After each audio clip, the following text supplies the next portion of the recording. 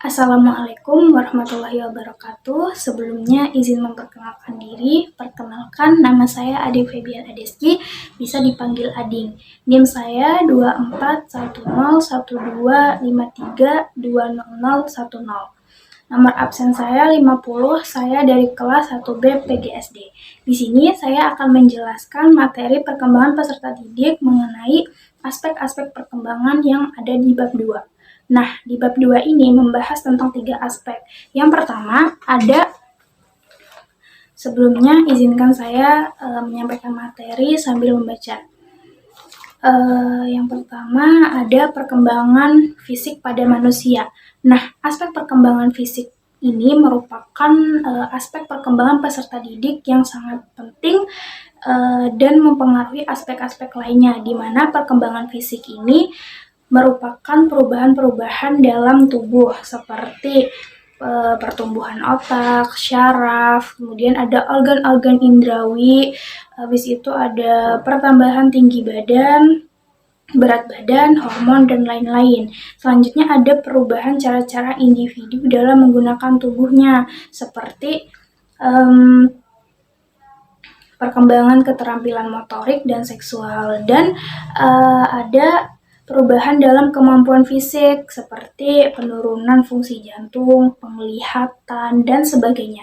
Perubahan ini bisa juga terjadi karena faktor usia, di mana yang kita tahu ya kan biasanya para orang tua kan umurnya sudah bertambah gitu. Jadi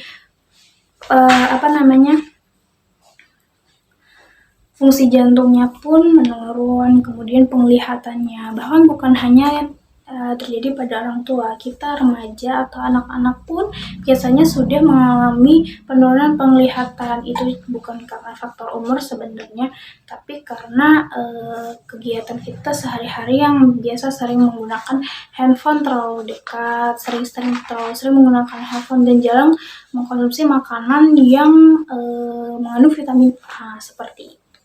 Selanjutnya, fisik atau tubuh manusia merupakan sistem organ yang kompleks yang terbentuk pada periode pranatal atau dalam kandungan. Nah, selanjutnya perkembangan fisik individu meliputi 4 aspek, yaitu yang pertama sistem saraf yang sangat mempengaruhi perkembangan kecerdasan dan emosi. Yang kedua ada otot-otot, di mana otot-otot ini yang mempengaruhi perkembangan kekuatan dan kemampuan motorik. Selanjutnya yang ketiga ada kelenjar endokrin yang menyebabkan munculnya pola tingkah laku baru, contohnya seperti pada saat usia remaja, ya kan, berkembang perasaan senang atau aktif dalam suatu kegiatan yang sebagian anggotanya terdiri atas lawan jenis. Nah, ini contohnya seperti antara lawan jenis itu memiliki rasa suka seperti itu terhadap rasa suka, ketertarikan terhadap lawan jenisnya gitu. Ini disebabkan karena adanya kelenjar endokrin. Selanjutnya ada struktur fisik atau tubuh, di mana ini meliputi tinggi badan, berat badan, dan juga proporsi.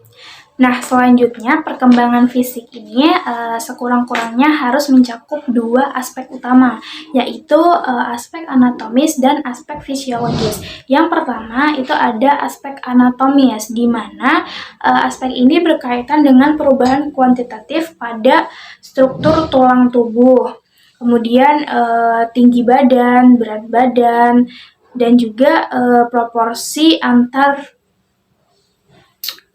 bagian. Dan yang kedua ada aspek fisiologis. Nah, aspek fisiologis ini berkaitan dengan perubahan secara kuantitatif, kualitatif, dan fungsional dari sistem kerja hayati seperti kontraksi otot, kemudian ada peredaran darah, pernapasan, saraf, dan kelenjar pencernaan. Baik, yang selanjutnya aspek karakteristik perkembangan fisik peserta didik. Nah, di dalam aspek ini terbagi menjadi 3. Yang pertama ada keadaan berat dan tinggi badan anak usia sekolah. perkembangan anak sampai usia sekitar 6 tahun terlihat bahwa bagian badan anak pada bagian atas lebih berkembang lebih lambat dibandingkan bagian bawah gitu. Jadi pada masa ini peningkatan berat badan anak lebih banyak daripada panjang badannya gitu. Jadi kaki dan tangan menjadi lebih panjang, kemudian dada dan panggul menjadi lebih besar. Selanjutnya peningkatan berat badan ini terjadi karena bertambahnya ukuran sistem rangka dan otot serta ukuran beberapa organ yang ada dalam tubuh kita seperti itu. Setelah itu pertumbuhan otot ini dikarenakan faktor keturunan dan latihan gitu. Jadi beberapa anak ada yang memang tingginya atau ya pokoknya tingginya atau apapun itu dikarenakan faktor keturunan dari orang tua gitu. Tetapi ada juga tinggi anak yang berbeda dengan orang tuanya, itu bisa dikarenakan faktor latihan atau olahraga seperti itu. Nah, karena perbedaan jumlah sel-sel otot ini, maka umumnya anak laki-laki itu lebih besar atau lebih tinggi daripada perempuan, tapi tidak menutup kemungkinan bahwa perempuan juga lebih tinggi dibandingkan laki-laki, seperti itu. Selanjutnya, pertumbuhan fisik ini dapat mempengaruhi atau memberikan kemampuan bagi anak-anak untuk berpartisipasi dalam aktivitas baru. Nah, namun juga dapat menimbulkan permasalahan dan kesulitan secara fisik dan psikologis bagi mereka. Yang kedua ada perubahan fisik. Nah, pada masa pubertas terjadi perubahan dan percepatan pertumbuhan di seluruh bagian dan dimensi fisik, baik perubahan berat dan tinggi badan, proporsi, dan juga bentuk-bentuk maupun pencapaian kematangan seksual. Yang ketiga ada proporsi tubuh. Nah, perubahan proporsi tubuh yang tidak proporsional atau tidak seimbang menyebabkan anak merasa kaku dan juga canggung, serta khawatir bahwa tubuhnya tidak akan pernah serasi dengan tangan dan juga kakinya. Nah, perubahan-perubahan dalam proporsi tubuh ini selama masa pubertas juga terlihat pada perubahan wajah, di mana wajah anak-anak mulai menghilang, kemudian dahi yang kecil mulai melebar, juga mulut yang melebar pula, dan juga bibir yang menjadi lebih penuh. Aspek yang ketiga atau yang terakhir yaitu implikasi genetik, lingkungan, dan otak terhadap pendidikan. Nah, pemahaman tentang dampak faktor-faktor lingkungan terhadap perkembangan anak akan memberikan pendidik suatu pertimbangan yang optimis tentang potensi-potensi yang penting ditumbuh kembangkan dalam diri semua peserta didik. Ada beberapa hal penting yang perlu dilakukan oleh seorang guru dalam menyikapi pengaruh genetik dan lingkungan bagi perkembangan anak. Yang pertama, memahami dan menghargai perbedaan-perbedaan individual anak. Nah, yang kedua, menyadari bahwa faktor lingkungan mempengaruhi setiap aspek perkembangan. Nah, yang ketiga ada mendorong siswa untuk menentukan pilihan-pilihannya sendiri untuk meningkatkan pertumbuhan mereka. Nah, selanjutnya ada perkembangan otak.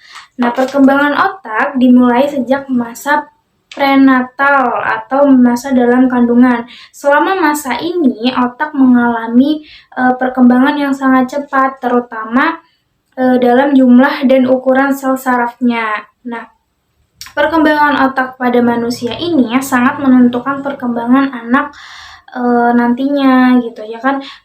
Perkembangan otak ini sangat menentukan perkembangan anak selanjutnya setelah ia dilahirkan seperti itu. Nah, selanjutnya ada implikasi peran otak terhadap pendidikan. Nah, di sini seiring bertambahnya usia anak, proses pembelajaran seharusnya lebih mendorong anak untuk mencari dan meneliti apa yang dikehendaknya gitu, apa yang diinginkannya gitu. Nah, ada yang mengatakan bahwa otak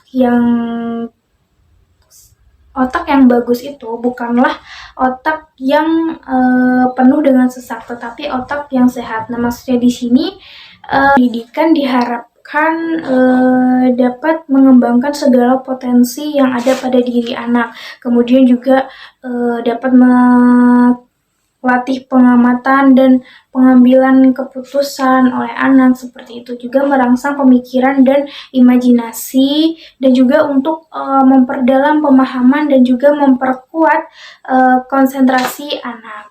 Nah, mungkin itu saja penyampaian materi dari saya.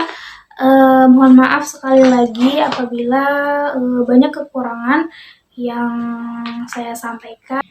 Mungkin penyampaian materi saya jauh dari kata sempurna. Sebelumnya saya ucapkan terima kasih. Saya akhiri. Wassalamualaikum warahmatullahi wabarakatuh.